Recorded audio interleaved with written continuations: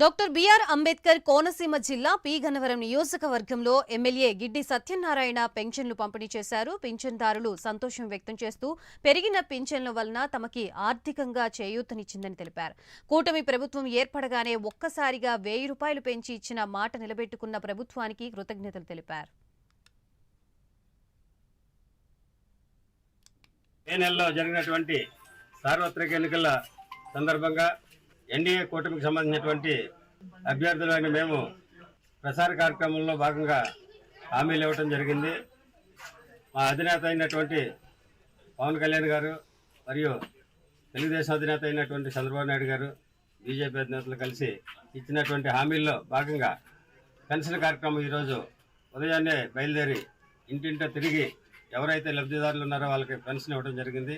అయితే ప్రభుత్వం ఏ అయితే హామీలు ఇచ్చారో ఆ హామీలని నెరవేర్చడంలో ముందంజ చేసిందని ఈరోజు చెప్పడానికి ఇది ఒక నిదర్శనంగా చెప్తున్నాం. ఎందుకంటే గత ప్రభుత్వం నెరవేర్చడానికి ఉమ్మడి ప్రభుత్వం అయినటువంటి ఎన్డీఏ ప్రభుత్వం 1000 రూపాయలు ఒకేసారి పెంచి 3000 నుంచి 4000 ఇవ్వడం జరిగింది.